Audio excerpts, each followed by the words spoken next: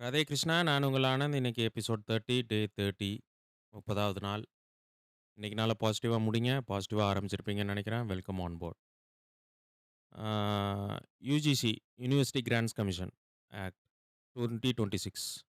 ஆ university grant கமிஷன்னா நம்ம பல்கலைக்கழகங்கள், காலேஜுங்களுக்கெல்லாம் ஒரு ஒரு அப்பர் பாடி இருப்பாங்க. அவங்க வந்து ரெகுலேஷன்ஸ் ரிசர்ச் பண்ணி டெவலப் பண்ணுவாங்க. அத இம்ப்ளிமெண்ட் பண்ண சொல்லி மத்த காலேஜஸ் நாடு முழுக்க இருக்க காலேஜஸ் அத பின்பற்றுவாங்க. அந்த யுஜிசிங்கிறது யுஜிசி அக்ரிடேஷன் வாங்குனா தான் அது ஒரு காலேஜா தரமா பார்ப்பாங்க மக்கள். அ இப்ப அந்த யுஜிசி ரெகுலேஷன் ஆக்ட் 2026 மிட் ஜனவரில அ இப்போ set of rules and regulations update பண்ணியிருக்காங்க. இப்ப அது ஒரு பெரிய ஒரு பேசும் பொருளா இருக்கு. அ என்ன மாரியான ரூல்ஸ் இப்போ புதுசா போட்டிருக்காங்கன்னா, அ ஈக்விட்டி கமிட்டி எல்லா காலேஜ்லயும் அமைக்கணும்னு சொல்லியிருக்காங்க. முன்னாடி வந்து கேஸ்ட் டிஸ்கிரிமினேஷன் ஜாதி வாரியான பாகுபாடுகள் காலேஜுக்குள்ள எதுவும் சம்பவங்கள் அ எஸ்சி, எஸ்டி பிரிவினர் மாணவர்களுக்கு நேர்ந்தா, அத போய் கம்ப்ளைண்ட் பண்ணா மட்டும் தான் அ ஆக்ஷன் அந்த மாரி சிஸ்டம் இருந்துச்சு. இப்போ வந்து ஓபிசி மாணவர்களையும் அதில சேர்த்துருக்காங்க. ஆ ஓபிசி மாணவர்கள் இப்ப எல்லாருமே அந்த ஈக்விட்டி கமிட்டியில வந்து அ ஒரு சேர்பெர்சன் இருப்பாங்க. லோக்கல் இன்ஃப்ளூயன்ஷியல் சர்வீஸ் மேன் இருப்பாங்க. பாதிக்கப்பட்டவங்க இருப்பாங்க. ஸ்டூடண்ட் ரெப்ரசன்டேட்டிவ்ஸ் அகாடமிக் இல்ல மெரிட் கரிக்குலர் ஆக்டிவிட்டீஸ்ல சிறந்து விளங்குறவங்க. அதில 2 பேர் அவங்க ரெப்ரசன்டேட்டிவ்ஸா 2 இயர் டென்யூர் அப்படின்ட்டு ஒரு எல்லா காலேஜ்லயும் ஒண்ணு ஈக்விட்டி கமிட்டி ஆக்ட்ன்ற ஒரு ஒண்ண ஸ்டார்ட் பண்ண சொல்லியிருக்காங்க. இந்த கமிட்டில இப்போ எந்த மாணவர்களுக்கு, எந்த மாணவிகளுக்கு எந்த மாரியான பாதிப்பு, எந்த சாதி ரீதியான ஒடுக்குமுறைகள், அந்த மாரி எதுவும் நடந்தா, அவங்க வந்து ஹெல்ப்லைன் நம்பர் இருக்கு, ஆன்லைன் போர்ட்டல் இருக்கு. எல்லாத்துலயும் நீங்க கம்ப்ளைண்ட் பண்ணலாம்.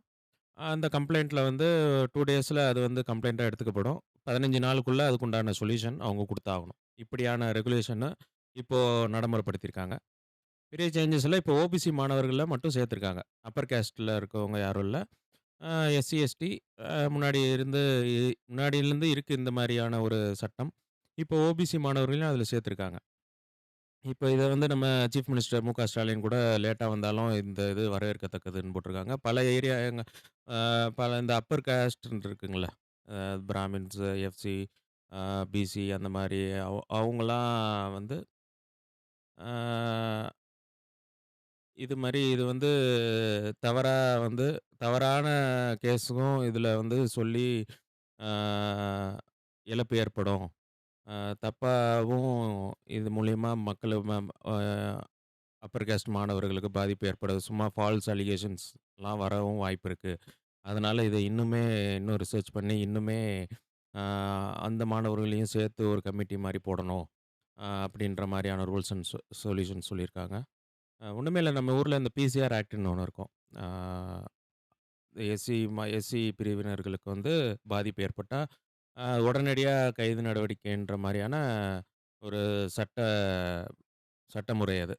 அதனா ரொம்ப அந்த எஸ்சி பிரிவுகளுக்கு பாதுகாக்கிற மாரியான சட்டம் பிசிஆர் ஆக்ட்ன்னு சொல்லுவாங்க. நம்ம ஊர் சைட்லலாம் நெறைய பேரு பிசிஆர் ஆக்ட்ல உள்ள போட்டுருவேன், பிசிஆர் ஆக்ட்ல உள்ள போட்டுருவேன்ற மாரியான விஷயங்கள் கேள்விப்பட்டிருப்போம்.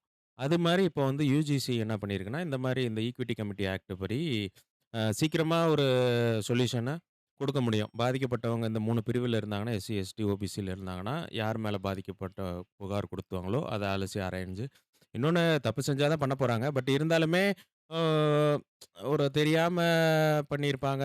இதெல்லாம் ஒரு க கா நெறைய காரணங்கள்லாம் ஆராயாம ஒரு தண்டனை வந்துருமோன்ட்டு இந்த அப்பர் காஸ்ட் மாணவர்களும், அந்த சமுதாய அமைப்புகளும் போராடிட்டு இருக்காங்க. இத திரும்ப பெறணும் அப்டின்ட்டு. இது பெரிய லெவல்ல அதிகமா முன்னெடுக்கிறது இந்த யூபியில வந்து பெரிய லெவல்ல இந்த இது போராட்டமா மாறிட்டுருக்கு. டெல்லியில கூட ஜந்தர் மந்தர்ல பெரிய ஹங்கர் ஸ்ட்ரைக் பிளான் பண்ணிட்டு வராங்க. நெக்ஸ்ட் ஒரு 1 வீக்ல இதோட இன்டென்சிட்டி எப்படின்ட்டு புரிய ஆரம்பிக்கும்.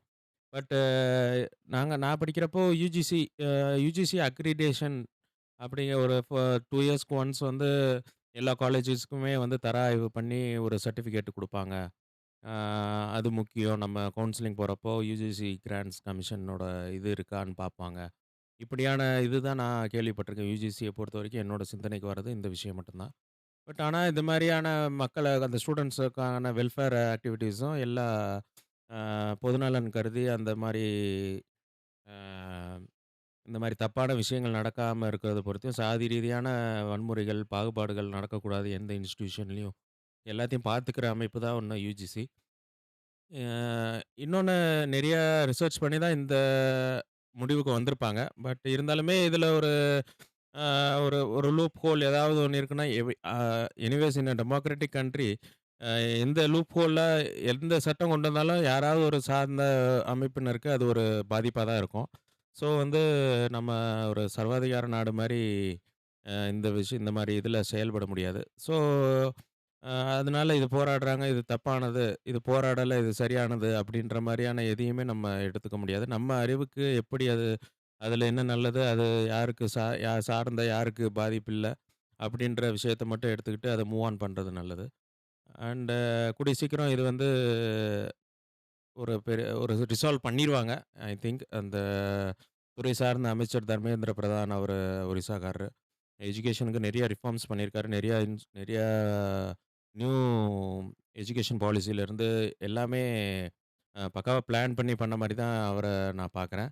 இந்த விஷயத்தையும் அவரு கூடிய சீக்கிரம் பாதி பேர் என்ன சொல்றாங்கன்னா, இதெல்லாம் இவரே முடிவு பண்ணிக்கிட்டாரு. ஏன்னா, அவரு ஒரு ஓபிசி இதுலேருந்து வந்திருக்காரு. அவருக்கு upper caste anti upper caste mentality அவருக்கு. ஸோ வந்து அவரு இது தன்னிச்சையா முடிவு எடுத்துட்டாரு. பாலிசி மேக் பண்ணிட்டாரு. பிரதமர்ட்டலாம் இது ஆலோசிக்காம. அப்படின்ற மாரியான விமர்சனங்களும் வைக்கப்படுது. ஆ இது வந்து அப்படிலாம் இருக்காது. இது வந்து ஒரு கவர்ன்மெண்ட் ஒரு பாலிசி டிசிஷன் எடுத்திருக்காங்கன்னா, டாப் லெவல்ல இருந்து கிரவுண்ட் லெவல் வரைக்கும் எல்லாமே இப்ப இருக்க பிஜேபி கவர்ன்மெண்ட் வந்து ஒரு சிஸ்டமேட்டிக் ஏதாவது ஒரு எஸ்ஓபி வச்சிருப்பாங்க. யாருமே தன்னிச்சையா எடுக்கிற முடிவுக்கு அரசாங்கம் ஒத்துக்காதுன்னு தான் நான் நினைக்கிறேன். ஆ எனிவேஸ் இது ஒரு பெரிய ஒரு இதா இருக்கும். ஏன்னா ஒரு ஒரு எக்ஸாம்பிள் சொல்லணும்னா, இப்போ ஒரு ஒரு பையனுக்கு ஒரு இன்னொரு பையன பிடிக்கல. இவன் வேற கேஸ்ட், அவன் வேற கேஸ்ட்ல இருந்தான்னா, இவன் ஒரு போயிட்டு என்னைய வந்து நான் தனிமையில இருக்கப்ப, இவன் வந்து என்னைய வந்து இந்த இந்த பேர் சொல்லி என்னோட ஜாதி அடையாளத்த சொல்லி என்னைய திட்டினான் அப்படின்னு சொல்லிட்டான்னு வைங்க. அ அவன் வந்து உடனடியா அவன் கம்ப்ளைண்ட் எடுத்துக்கிட்டு ஒரு 15 டேஸ்க்குள்ள ஏதாவது ஒரு ஆக்ஷன் அவன் மேல கண்டிப்பா எடுத்தாகணும். அ அப்புறம் எந்த ஆதாரமும் இல்லாம ஏதாவது ஒரு தப்பான ஒரு ஆக்ஷன் எடுக்கவும் இதில வாய்ப்பு இருக்கிறதுனால, இது ஒரு பேசும் பொருளா ஆகுது. ஆ தீர விசாரிக்க முடியாம போயிருமோ! அப்பிடின்ற மாரியான இது இருக்கு. ஆ அதெல்லாம் விட்டுட்டு நார்மலா கரெக்ட்டா எல்லாரும் அவங்கவங்க வேலைய பார்த்தாவே எந்த பிரச்சனையும் இந்த மாரி வராது. நம்ம ரூல்ஸ் போடவே தேவையில்ல நம்ம மக்களுக்கு.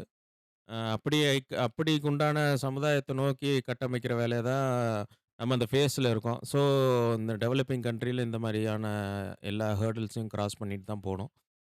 And this too shall pass அப்படின்ற மாரி இதுவும் கடந்து போகும்.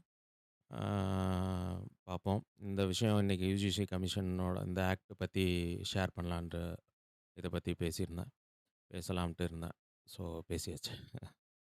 30 நாளு தொடர்ந்து பேசியாச்சு. அண்ட் பெரும் ஆ